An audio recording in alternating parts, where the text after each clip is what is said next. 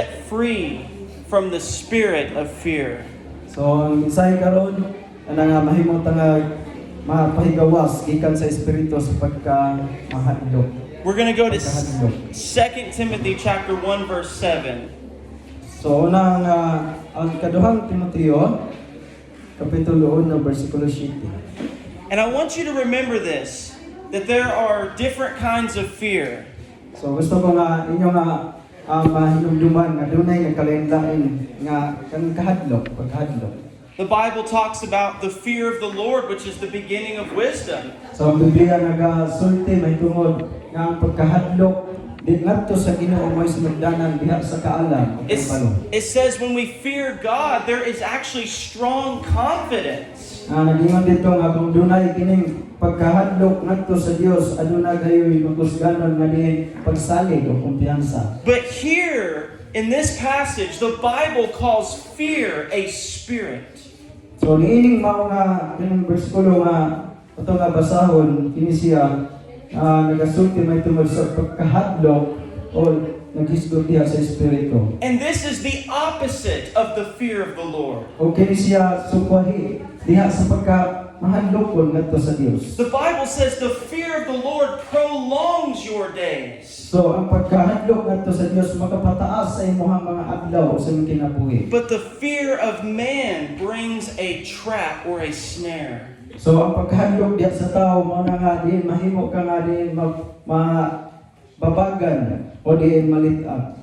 And I want to show you today through God's word that God is with us, that we are victorious, and we don't have to be afraid in the world of darkness. So akong pakita kaninyo nga diin ang Dios kauban kanato o diin adunay kadaugan diha sa kangit-ngit. Amen. 2 Timothy chapter 1 verse 7. For God has not given us a spirit of fear, but of power and of love and of a sound mind. Therefore, do not be ashamed of the testimony of our Lord, nor of me his prisoner, but share with me in the sufferings for the gospel according to the power of God, who has saved us and called us with a holy calling, not according to our works, but according to his own purpose and grace, which was given to us in Christ Jesus before time began. So, verse 7 through 9. So, karong Timoteo,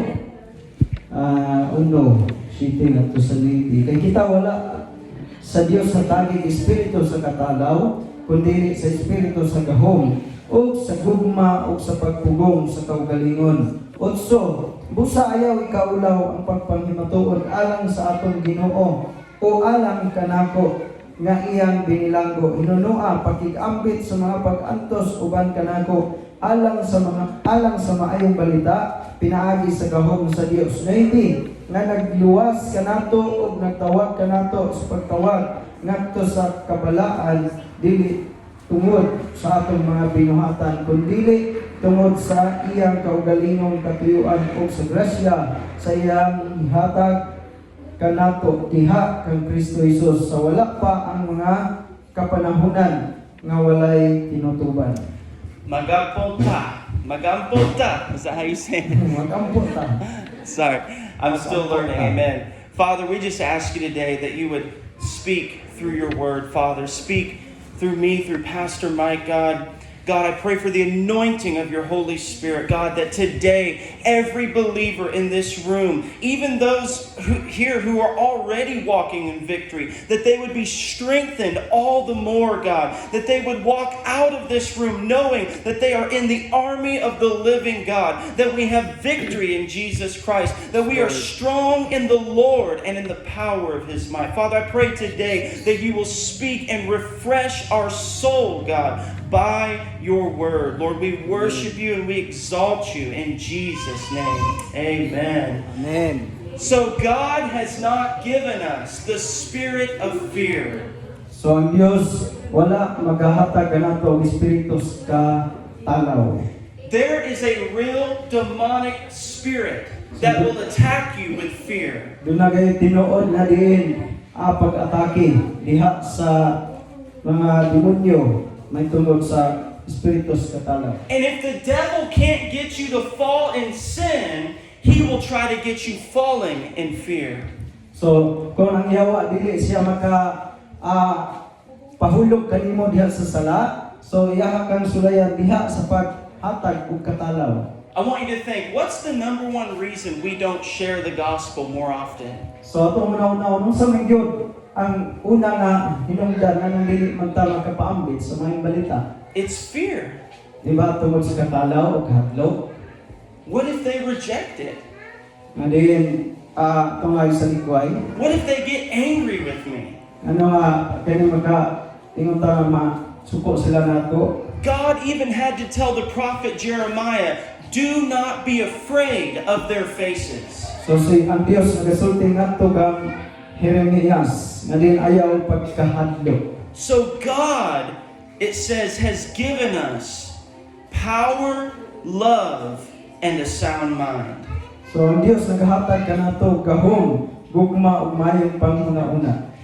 And notice Paul said, therefore, do not be ashamed of the testimony of our Lord, nor of me, his prisoner. Ani ingon ang si Pablo ning isang ayaw pagkakaulaw ay tungod sa pagpamatuod ngadto sa Dios og kanako nga naa sa bilangguan. I am not ashamed of the gospel. That's what Paul said. Mao ka ang isulti ni Pablo nga dili nako ikakaulaw ang pagwali sa mga balita. And here he's saying to them, don't be ashamed of the testimony of the Lord. Og niini nagasulti nga din ayaw ikakaulaw ang pagpamatuod ngadto sa Dios. And Paul was writing this from a Roman prison. So si Pablo nagasulat siya niini sa panahon nga naa siya dito sa panahon sa Roma sa bilangguan. This was the last letter that Paul wrote before he was executed. Nga din si mao kini ang katapusan nga din nasulat ni Apostol Pablo sa din wala pa siya mawala. Paul was getting ready to be killed for the faith. So si Pablo andam siya nga din pagapatyon o mamatay tungod sa pagtuo. And he says, God has not given us a spirit of fear. Og mao kini nga nisulti siya kaya ang Dios wala maghatag kanato og espiritu sa katalaw. This is the same Paul who said to live is Christ and to die is gain. Og mao kini nga sa mga Pablo nagaingon nga ang pagkabuhi mao si Kristo ang pagkamatay mo pagdao. He said, I am desiring to depart and be with Christ, but I know to stay here is more beneficial. Adin siya nagatinguha siya nga din mas maayo nga din mana makikuban na siya sa Ginoo pan siya nagapadayon gihapon sa pagpabilin kay kini siya mas gikinahanglan pa. And Paul said, I'm the prisoner of the Lord. Og si Pablo mingon ako binilanggo diha sa Ginoo. I might be in physical chains, but I'm only bound to God. Adin dili makita nga din dunay kinigapos sa iya nga lawas pero din siya hinoon binilanggo diha sa Ginoo. And he said, I want you to share with me in the sufferings for the gospel. Og mingon siya nga din pakig-ambit kamo diha sa pag-antos kanako alang sa may balita. And he said that God has called us with a holy calling.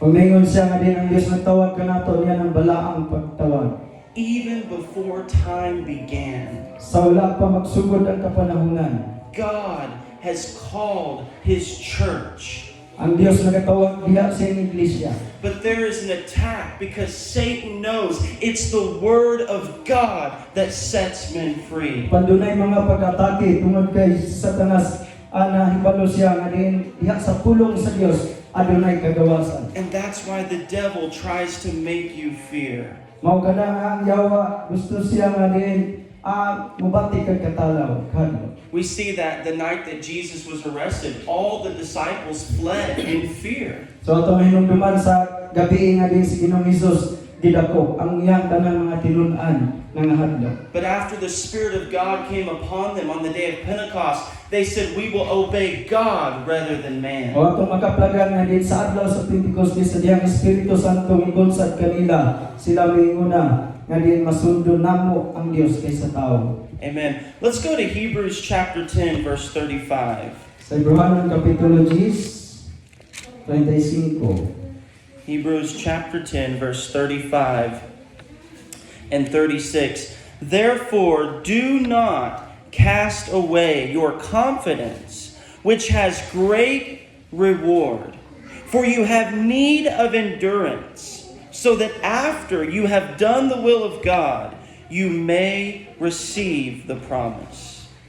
35, insya dili busa, ayaw ninyo pagwala ang inyong pagsalig, kay giniado na raon niya dakong balos. 26, kay kamo nagakinahanglan og pailog, aron kamo makatuman sa kabubuton sa Dios o makadawat sa gisaan.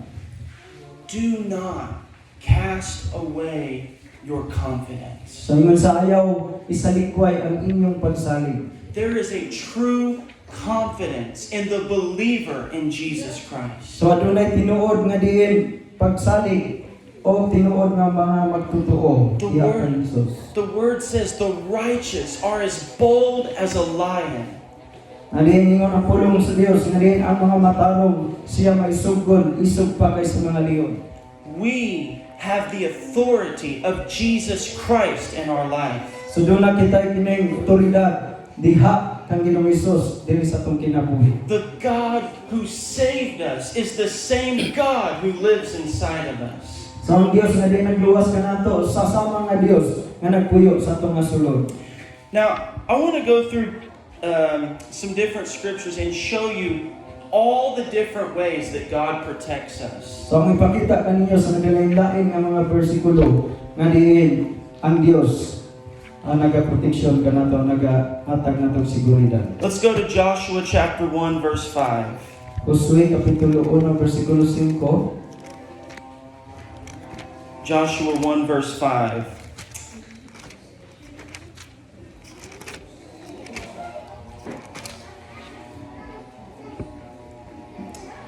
God told Joshua, "No man will be able to stand before you all the days of your life. As I was with Moses, so I will be with you. I will not leave you nor forsake you. Be strong and of good courage. For to this people you will divide as an inheritance the land which I swore to their fathers to give them. Only be strong and very courageous, that you may observe to do according to all the law which Moses my servant commanded you. Do not turn from it to the right hand or to the left, that you will prosper wherever you go." Yan siya diri sa Josue 1:5 magsugod. Walay bisan kinsang tao nga aron magasukol kanimo sa tanang mga adlaw sa imong kinabuhi. Ingon nga ako naguban ka Moses, mauman magauban ako kanimo. Ikaw dili ko kawangon, ni biyaan ko ikaw. 6. Magmakusganon ka o magmaisog ka. Kay pinaagi kanimo kining katawhan makapanunod sa yuta nga akong gisaad sa ilang mga amahan nga akong ihatag kanila. And also, in verse 9, he repeats it. "Have I not commanded you? Be strong and of good courage. Do not be afraid, nor be dismayed, for the Lord your God is with you wherever you go." So sa versikulo 19, yang giusap sa pagsulti, wala ko ba ikaw sukuha? Magmagusganon ka o magmaisog? Ayaw pagkahadlok o dili ka magmaluya. Kay siyo ba nga imong Dios, magauban kanimo bisan asa ikaw paingon. Joshua was now taking up the mantle that Moses left behind. So si Josue, siya mao ang kining ni puli ni kuha sa kining kupo ni Moses sa diha na si Moses nahanaw na ni puli si Josue. Moses was the mighty deliverer who brought the children of Israel out of Egypt. Moses was the deliverer that God Si used. Moses usa siya sa makusganon nga diin nagapay higawas sa mga katawhan sa nga ulipon sa dito sa Ehipto gigamit siya sa Ginoo. But now Moses has gone to be with the Lord. Apan karon si Moses kauban na ngadto sa Dios. And God speaks to Joshua. They're going into the promised land. There's much war that is coming. Og din ang Dios nakigsulti ngadto kang Josue. Adin moadto paingon sila ngadto sa lutang saad ug duna pay mas dagko nga diin mga gubat ilang atubangon. And he says, do not be afraid, because I will be with you. Og mingon siya, kang musuy ayo kahadlo kay ako magauban kanimo. The Lord Jesus said when he rose from the dead, I will be with you even to the end of the age. Og ang Dios ang Ginoo mingon sa panahon nga si Ginoong Hesus nabanhaw gikan na sa mga patay, siya mingon, og ako magauban kaninyo bisan pangadto sa kinatungyan pa sa kalibutan o kapanahunan. Moses pleaded with God and he said, Lord, if your presence does not go with me, I will not go. So si Moses mingon ngadto sa Dios, kung ang imong presensya dili mo kuyog kanako, dili ko mo lakaw. And even David, when he fell into sin, he pleaded, he said, oh God, do not take your Holy Spirit from me. Do not cast me away from your presence. Ang bisan si David sa diya nga sinahulog sa sala, og mingon siya, ayaw kuha kanako ang imong espiritu. It is the presence of God in our life that gives us confidence and strength in every battle. So mao ang presensya sa Dios nga diri sa tong kinabuhi maghatag kanato og kusog og pagsalig. Amen. Let's go to Psalm chapter 91. Psalm chapter 91. Salmo 91.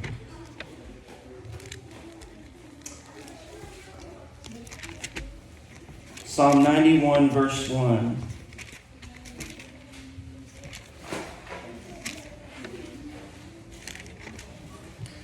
He who dwells in the secret place of the Most High will abide under the shadow of the Almighty. I will say of the Lord, He is my refuge and my fortress, my God, in whom I will trust. Salmo 91:1. Siya nga nagapuyo sa sulod sa dapit nga tinago sa taas o yamot, magapahulay sa ilalom sa landong sa magagagaho. So it says that we are under the shadow of the Almighty. So nagingon siya nga kita nga ilalom diha sa landong sa labaw o magagagaho. And in verse 2 it says that God is my refuge and my fortress. O sa versikulo 2 mingon siya nga to nga dalampanan ug kuta. And there's even a psalm that says God is my hiding place. O bisan pa sa diha sa mga alawiton mingon siya nga diin siya mao ang atong salibdanan nga dapit. As we're going through these scriptures, I want you to keep these images in your mind. So sa diha nga diin magapadayon kita at mga tinguha nga diin kini siya inyo nga mao. Because- Una magpamalandungan. God gives so many pictures of His protection in the Bible. Tungod kay ang Dios aduna say daghan nga kining ikaw hulagway kapadayag nga naa sa Biblia kun sa pagpanalipod kanato. It says that I am under the shadow of the Almighty. Og mingon siya nga ilalom kita diha sa landong sa labing makagagahoy. That I am abiding in the secret place of the Most Diin High. ana ang nagapabilin diha sa usa ka tinago nga dapit sa labing gamhanan. Number 2, Sa ikaduha, not only is God with us, but Psalm 91:11 says, He will give His angels charge over you to keep you in all your ways. In their hands they will bear you up, lest you dash your foot against a stone. You will tread upon the lion and the cobra, the young lion and the serpent you will trample underfoot. Verses 11 through so 13. dili lamang ang Dios kauban kanato, muuban kanato, kundi ang iyapon nga mga manulunda. Verse 11. Kay siya magasugo sa iyang mga manulunda sa pagtawag kanimo, pagtanaw kanimo, sa pagbantay kanimo sa tanan mong mga dalan. 12. Pagkasapnayan ikaw nila sa ilang mga gamot, aron nga ang imong mga tiil dili mga pangdol sa bato. 13. Ikaw magatunog sa ibabaw sa mga leon o sa sawa nga malala. Pagayatakan mo ang gagmay nga leon o ang halas. So God is with me, So, ang Diyos, paniyakan ako. but He also gives His angels charge over me. Pan siya usab padala siyang mga manulunda o anghel aron nga diin bantay panalipod kanako. I want to ask you today, do you understand how mighty angels are? So, mangutana ko inyo ba yung nasabtan kung sa kining gamhanan ang mga manulunda? I think this is one of the things that many people don't know about Scripture is that angels are mighty creatures of God. So, daghan siguro nga din wala gyud makasabot niini nga diin kini mao mga binuhat ang mga anghel usa sa mga makusganon kaayo binuhat sa Dios. Even in the Garden of Eden, when God drove Adam and Eve out, God put angels with flaming swords of fire to protect the garden. Ug bisan pa dito sa tanaman sa Eden sa dira nga si Adan og si Eva nga diin sila giapog, nagpadala og manulunda aron magbantay sa kahoy sa kahibalo. In the book of Revelation, one angel who brings the judgment of God is going to take out 1/4 of the world's population. So, diha sa pinadayag nga diin ang Dios nagapadala og manulunda nga diin usa sa iyahang nga nahibo nga diin sa usa sa upat ka bahin nga mga katawhan iyahang nga pag-apat yun. In the Kings, whenever King Sennacherib was coming against Israel, one angel slayed 180,000. So si Haring Sennacherib o Sennacherib? Sennacherib, yeah.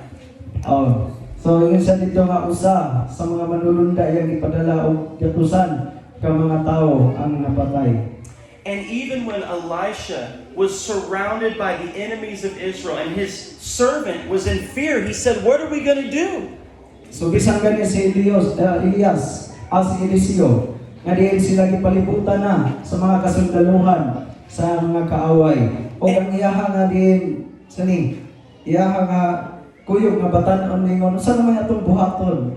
You have two men surrounded by an army.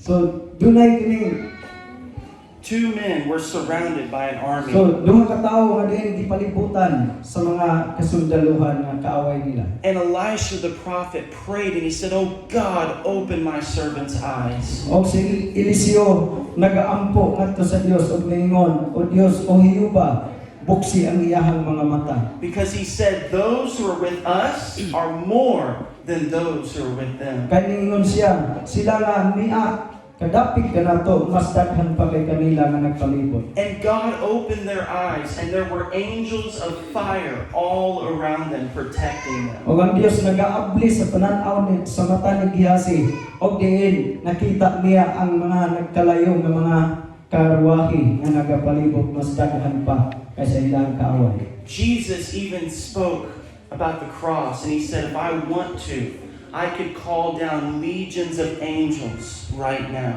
Og si Ginoong Hesus nisulti siya nga usa lang ka kining gudlo kung magtawag ko o magatawag ko sa mga manulunda libuan nga iyahang ipadala karon dayon. Understand, the Bible makes it clear that angels are the protectors of the righteous. So atong mamasabtan nga din ang mga manulunda sila ang panalipod sa mga mataod. And if you're a believer in Jesus Christ, the Bible says He gives His angels charge over you. Kung ikaw ang totoo, misalig kang Ginoong Hesus, siya maghahatag og mga manulunda aron pagpanalipod kanato. Don't forget the theology of angels. So dili nato kalimtan ang kining mahitungod sa mga manulunda. Now let me give you kind of a side note. We don't pray to angels ever, but we pray for God to send the angels. So dili ta magaampo para sa mga manulunda o maampo sa mga manulunda kundi para nato sa Dios atong pag-ampo. We trust God in His Word. So musalig ta sa Dios diha pinagi siyang tulong. Number 3, our love for God. Because it says in Psalm 91 verse 14, "Because He has set His love upon me, therefore I will deliver him. I will set him on high because he has known my name." So, ikatulo, tungod sa nga tungod sa gugma. Versikulo 14 sa Salmo 91. Tungod kay gipahiluna niya ang iyang gugma kanako, usa ako magaluwas kaniya. Ipahiluna ko siya sa itaas tungod kay naila niya ang akong ngalan. It says, because you set your love upon him. So mayingon siya, tungod kay iyang ipahiluna ang iyang gugma nga kanako. Therefore, I will deliver him.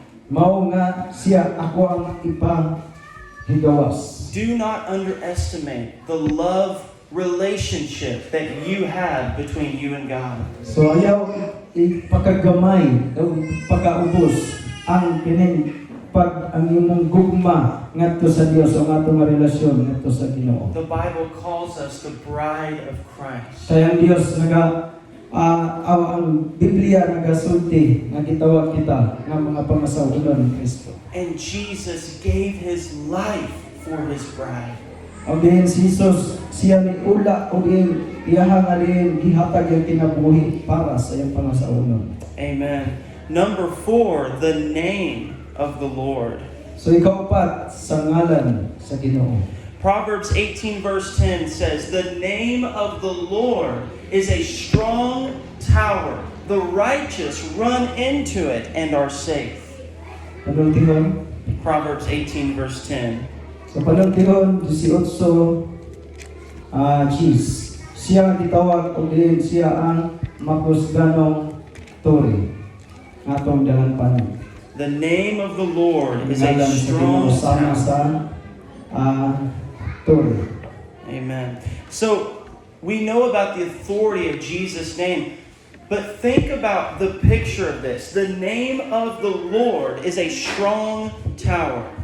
So, nasayon ta may tungod sa otoridad sa ngalan ni Ginoong Hesus. Pero ningon diri, ang ngalan sa Ginoo sama sa turi. Kusgan ligong turi. And David understood this. He told Goliath, "You come to me with a spear, with a sword, but I come to you in the name of the Lord." So si David nakasabot niini. Kaysa diyang nagatubang siya ni Goliath sa ganti, mingon siya, ikaw mianhi tungod sa imong bangkaw o espada, apang ako mianhi sa ngalan sa Ginoo. Jesus said, "If you ask anything in my name, I will do it." Sa Ginoo Hesus mingon sa magapangayo ka mo bisan unsa pinagi sa akong ngalan kung buhaton niko kini. Sometimes in the battle, if you don't know what else to say, just say Jesus. So, usahay sa makatubang tag mga kalisdanan o diin na mga gubat pakibisog sa itong kinabuhi. O wata makahibalo mo sa itong buhaton ang atong inyong himuon. Matawag na ta sa ngalan ni Ginoong Hesus. Begin to walk around your home and just speak the name of Jesus. Oh, sugod ta og kining lakaw diha lakaw sa tuwang panimalay o diin atong isulti lang ang ngalan ni Hesus. Just call upon his name Diin atong tawgon ang iyang pangalan. because it is our strong tower. Kay siya usa ka lig-on nga turi. Number 5, the wall of fire and the glory of God. So ikalima, ang pader sa kalayo o ang himaya sa Diyos. Zechariah chapter 2 verse 5. "For I, says the Lord, will be a wall of fire all around her, and I will be the glory in her midst." Zechariah chapter 2 verse 5. Kaya ako nagaingon, si Jehova mahimo alang kaniya nga usa kakuta nga kalayo nga maglibot o ako mahimo nga himaya sa taliwala niya. This is one of my favorite scriptures in all the Bible. Usa kini sa kining ako ang paborito nga diin bersikulo diha sa Biblia. In fact, in my home in America, I had this scripture on the wall. Bisan sa akong ipuy-an dito sa amoang dapit sa Amerika, adunay mga bersikulo nga akong gibutang sa mga bumbong. So again, get all these images in your mind. So atong ibutang ulagway diha sa atong nauna. God says, "I will be a wall of fire around you." Og ningon ang Dios nga diin ako mahimo nga diin kuta nga kalayo nga diin magapalibot kanimo. And I will be the glory in your midst. Og ako mahimong himaya sa imong taliwala. What a powerful picture of the power and glory of God. So unsa ka kini makusganon nga diin ulagway diha sa kining gahom sa Dios og himaya. So we have the wall of fire. We also have, and you all know this one, the shield of faith. Ug naatoy taming sa pagtuo.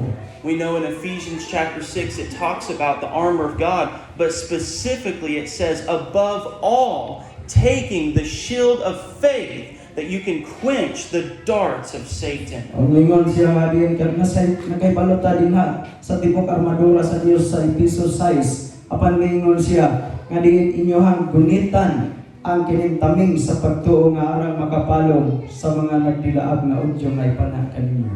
And then number 7, the shield of favor. Go to Psalms chapter 5 verse 12. Psalms chapter 5 verse 12.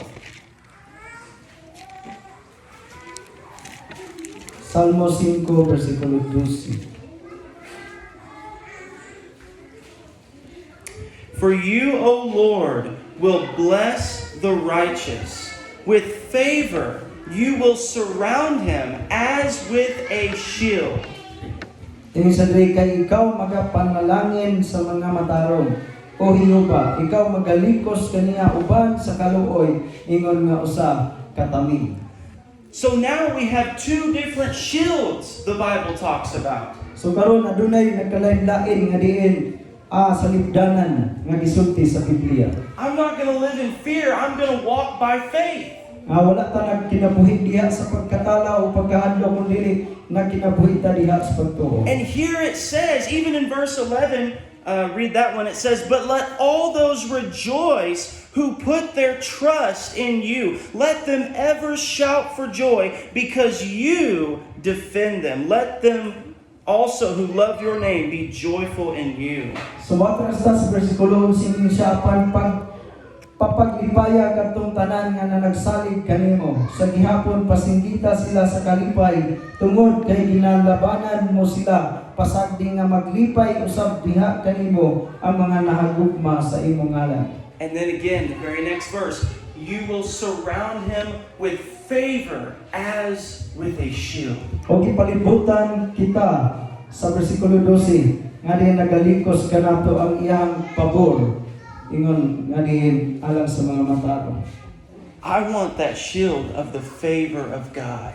So gusto na ko nga diin ang kining ang pagpalibot diha sa kining pabor sa Dios. Do you remember Noah? So atong hinumduman ang kinabuhi ni Noah. God was getting ready to flood the whole world. So ang Dios diin andam diin giandam ang kining baha para sa tibok kalibutan. But the Bible says Noah found favor in the eyes of God. Apan ang Dios nakakita ngadto kang Noah nga nakaplagan niya nga dunay pabor iyang gihatag. The whole world was destroyed by God's judgment, but 8 people were saved because Noah found grace and favor in the sight of God. So tibok kalibutan ang mga katawhan gawas sa 8 ka mga tao nga naluwas tungod kay dunay usa ka tawo nga nakakaplag og pabor grasya nga mao si Noah. You cannot curse what God has blessed, what God has favored. So dili kita maka tinutunglo pang himaraot sa unsay kining paboran sa Dios o gipanalahinan sa Dios. That's why Israel will never be defeated.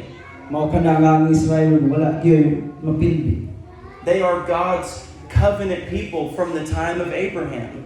Tungod kay ang Dios adunay kasabutan nga diin iyang gihatag sa panahon pa ni Abraham. And they still need salvation through Jesus Christ. Apan kini sila nagpabilin gihapon nga nagkinahanglan kaluwasan nga kang Ginoong Hesus. But God's favor is upon them because He said, I will never forget my covenant.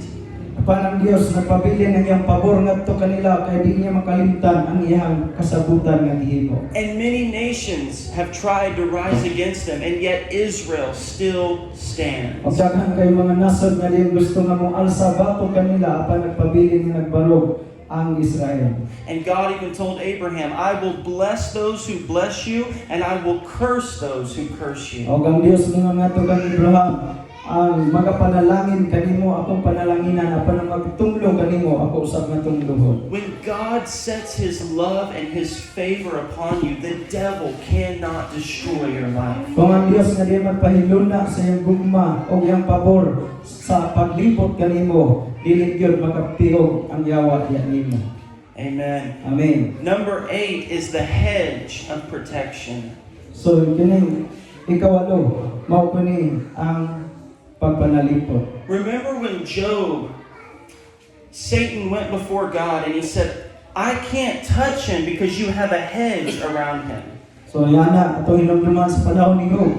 Nga yawa mingon dili ko makatandog kanhi sa imong tawo nga si Job kay imo man siya gikural. And God had to give the devil permission to go beyond that Sa mga hedge. kining ang Dios nagahatag og pagtugot ngadto sa yawa aron sa makasulod sa mga kural. And tragedy struck Job's life. So ang mga trahedya nagaabot sa kinabuhi ni Job. Tragedy still happens in a fallen creation. So ang kining mga trahedya kana siya nahitabo sa panahon sa mga nahulog nga mga binuhat. But even the devil recognized, I can't go past that hedge unless God allows me to.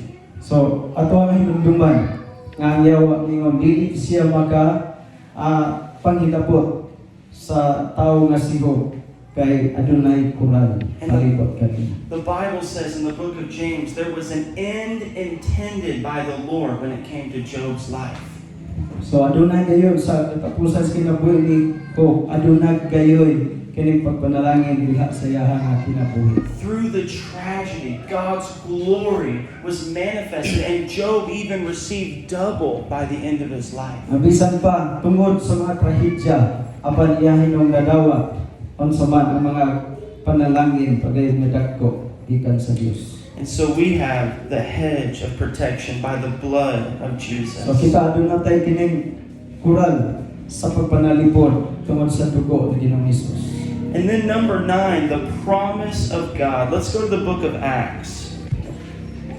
The libro sa mga buhat ang saad sa Dios, mga saad sa Dios. And let's go to Acts chapter 12, verse 5. It says, Peter was therefore kept in prison, but constant prayer was offered to God for him by the church. And when Herod was about to bring him out, the night Peter was sleeping, bound with 2 chains between 2 soldiers, and the guards before the door were keeping the prison. Now behold, an angel of the Lord stood by him, and a light shone in the prison, and he struck Peter on the side and raised him up, saying, Arise quickly, and his chains fell off his hands. We're going to stop there, verses 5 through 7. Libro sa mga buhat kapitulo 12.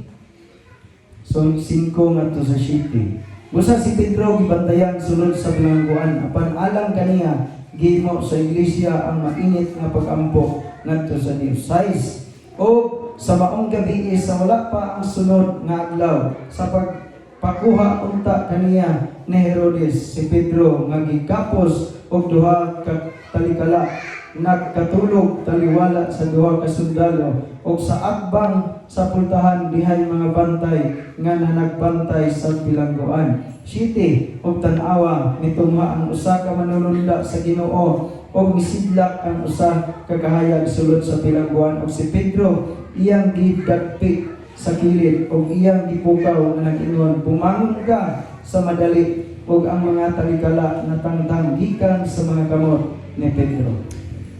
Now it says at the beginning of this chapter that James was killed by the sword.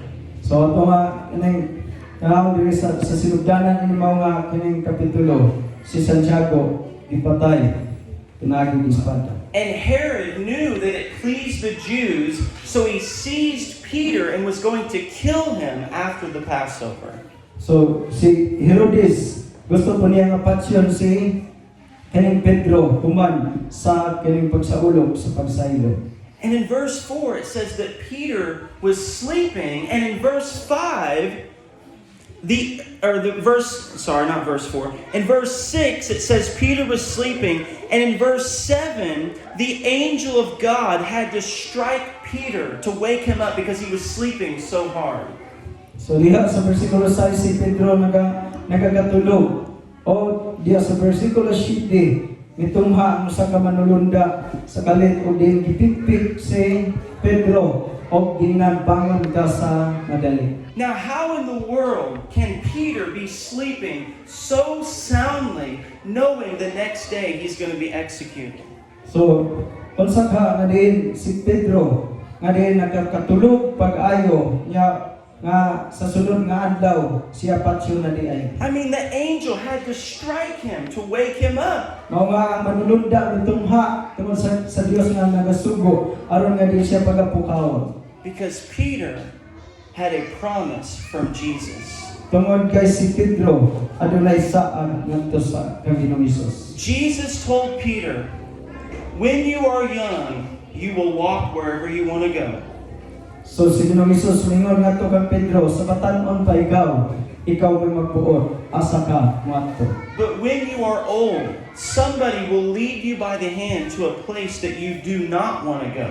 Og sa diha nga ikaw man tigulang na mahamtong, laila ang magbuot kung asa ka moadto. And the Bible says that Jesus was signifying what death Peter would die. Og ang Biblia klaro kayo nagasulti may tungod sa kamatayon ni Pedro unsa nga klase nga kamatayon. And Peter knew that he would die by persecution. Og si Pedro nasayon siya kay balo na siya nga mamatay siya, patyon siya, pinaagi usab sa mga paglutos. But Jesus said, when you are old. Pag si Ginoong Hesus mingon sa diya nga ikaw mohingkod. And in Acts 12, Peter was still a young man. Apan ini bersikulo 12 si Pedro nagpabiling siya o batan-on pa siya niini. And that's how he could sleep so soundly. He's saying, God, I don't know how you're going to do it, but Jesus gave me a promise. Mao nga kining din siya natulog na din pag-ayo. Kay din siya gusto nga kining muadto sa gusto sa Ginoo. I know one day when I'm old, I will die for the faith, but today is not that day. Nga din nga hibalo siya nga din usa niya kaadlaw. Nga din siya mamatay siya apat karon dili pa ni maoy oras. And so na mamatay. they can say they're going to kill me tomorrow, but I'm just going to lay down and get some rest. Adin si Ginoong Hesus mingon siya nga I'm going to lay down and get some rest. o din siya mo kining mo higda o din mo pahulay. Peter was resting in the promises of God. Apan si Pedro siya mipahulay dayon diha diha sa mga saad sa Dios. And if you read 1 Peter, Peter never mentions anything about his death. O din sa una kining sulat ni Apostol Pedro wala gyud niya gisulti unsa nga klase nga kamatayon niya hang miaguman. But years later, when Peter writes 2 Peter, he says, the Lord has showed me that I must shortly put off this body. Nga din sa ikaduhang sulat ni Apostol Pedro yan ang gisgutan dito unsa nga klase nga kamatayon ang gipadayag sa Dios alang kaniya. When you have a promise from God, the devil cannot stop it. Kung ang Dios adunay saad diha kanimo, ang yawa dili gyud makapugong kanimo. Do you know that Paul the Apostle told young Timothy, fight the good fight, and then he said, wage war by the prophecy that was given to you. So ato nga hinumduman sa gisulti ni Apostol Pablo ngadto sa batan-on nga Timoteo, ingon siya nga iya na nga gipakigbugno sa mayong pakigbugno. He said there has been a word spoken over your life. Go to war with the word of God. Nga din adunay kining pulong sa Dios nga din niya nga gisulti ug din siya kinahanglan mulagaw o din musulti sa pulong sa Dios. Do you know in the book of Revelation it says that there were people who were appointed as martyrs. So diha sa kining pinadayag adunay mga tawo nga din sila kining ang ilang destino mao gyud nga pagapatsyon sila. See, God is sovereign over the death of His saints. So din ang Dios siya mo kini pagbuluot bisan pa sa kamatayon sa mga balaan. But also in the book of Revelation, there are 144,000 Jewish people who are marked by God and they cannot be killed by the Antichrist. So atong hinumduman diya sa libros pinadayag adunay 144,000 nga diin gisilyuhan sa Dios nga wala gyud mamatay. The Bible says that Satan spews out a flood to destroy them, and even the earth opens its mouth. Mao din diha ang Satan spews a flood of water after the Jewish people. diin ang si Satanas nga diin siya mibuga og kining kining tubig diha sa mga katawhan. And then the earth opens its mouth and Og swallows the diin water. naapli ang yuta og diin milamoy sa mga See, tao. even nature will begin to fight with you when God is on your side. Nga bisan pa ang kinayahan nga diin makibato kanimo apan ana ang Dios sa imong tiliran. So let's go back over these pictures. Number one, God is with me. So ato nga balikan diin una ang Dios muuban kanato. If there was nothing else true, that alone is enough to live by faith. Nga diin magapabilin ta diha kayo sa pagtuo. This is a reality. Wherever I go, even David said, I can't flee from your presence. Ang bisan asa ta mo adto bisan sa ring David, ingon si ring David dili ko makapalayo gikan sa imong He presensya. said, where can I go from the presence of the Lord? Ingon siya nga asa man ko mo kining paingon asa man ko mo tago See, palayo gikan sa presensya sa the Dios. devil's not afraid of you, but when you have the presence of God, he trembles in fear. Kung ang yawa dili siya mahadlok kanimo apan kung naang presensya sa Dios siya magakurog og mahadlok. Peter's shadow healed people in the book of Acts because the presence of God was in his life. So ang anino ni Timon Pedro nakapaayo sa daghang mga balatianon masakiton diya sa libros mga buhat tungod sa presensya sa Dios. Paul was so full of the power of God, he would send a handkerchief long distances and demons would flee from people. Si Pablo din siya puno diya sa gahom sa Dios apan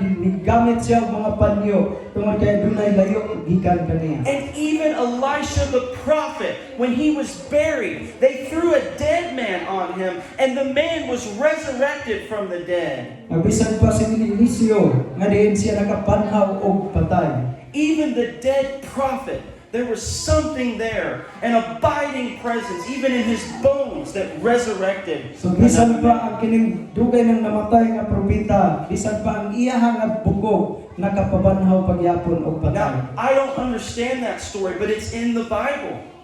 So kanang mga kining sugilanon na nasa kining Biblia wala na ko masusi pagayo unsa gyud ang pasabot. The Bible says the hills and the mountains melt like wax at the presence of the Lord. So ganing nga kining ang pulong sa Dios nagsulti nga din ang mga kabukiran o mga kabungturan. So diha na sa Dios. And God said, I will be with you. O ngayon ng Dios, ako magauban kanimo. He didn't say, I might be with you. I will be with you. So wala siya ningon nga din maguyog ko nimo apan ningon siya ako magauban kayo. He said, I will never leave you. I will never forsake you. Kay mingon siya nga dili ko mobiyan mo talikod nimo. Listen, there's many times in our life we don't feel the presence of God. So daghang panahon sa atong kinabuhi nga wala na ta makabati sa presensya sa We're Dios. saying, God, where are you? O daghang nga panahon makaingon ta nga diin asa naman ka ang And Ginoo. God says, walk by faith in my word. Apan ningon ng Dios nga diin kinahanglan ta maglakaw sa pagtuo. Because at the end of the day, your feelings don't matter. The word of God remains true. So sa kining naginapos yung mga adlaw. So wala na nakabase sa atong magbati kundi diha sa And when you are fighting the forces of hell, the only thing that gives you confidence is knowing God is with me. nga bisan makigbisog pa ta diha sa gangaan sa impierno apan gikinahanglan nga ang Dios kauban kanato. If I tried to fight the devil in my strength, I would run away in fear every time. So kung kining makig-away ta sa Dios pinagi sa atong kusog, murag daghang panahon nagdagan-dagan na ta. But I know there's one that's greater, and the great I am who is with me. So nasalit ta kinsa gyud ang labing dako nga ningon nga diin ako mao ako nga kauban kanimo. You know, when little children are in the presence of other adults. They're so small. But as long as their dad, their papa, their father is with them, they're not usually afraid because they know one greater than me is with me. So kung sa kabata, bisan pag naa siya sa naipon sa mga dagko, pero naa ang iyahang amahan, wala sa ikahadlo. Kaya iyahang gitanaw na ay dako na iyahang kasaligan. So God is with us, the angels of God. So, kadua nga rin ang mga manulunda sa Dios. The name of God, Ang ngalan sa Dios. the Word of God, Ang pulong sa Dios. the promise of God. Ang mga saad sa Dios. And then it says the wall of fire, Ang ingon siya ang kalayo nga kuta. the glory of God, O ang himaya sa Dios. the love of God, O ang gugma sa Dios. the shield of faith, O di ang taming sa pagtuo. the shield of favor, Nga di ang taming diha sa kining pabor.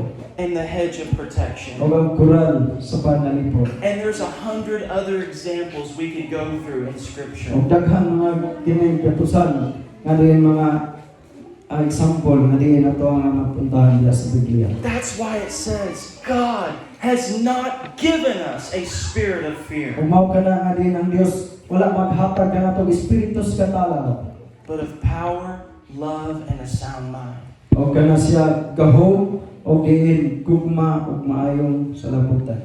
Today, as we close out the service, I want to ask Pastor Mike to pray over the congregation that there would be an anointing of boldness that would come over us. So sa musirat na karon sa itong aking pagservisyo, so maghatag og panahon ng pasumay nga diin mag-aampo para sa kining ang Diyos maghatag og tihog kanon. And that today we would fear the Lord and not walk in the fear of man.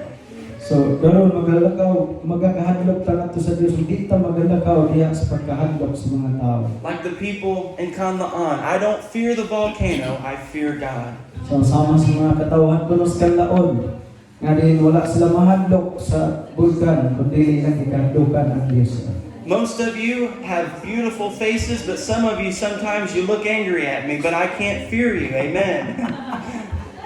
So matag kalagmita kadaghanan kaninyo indot nga yung mga panagway. Pero na magtanaw mga marag isot din ako marag mahadlok. When you're a preacher of the word, you must give the word.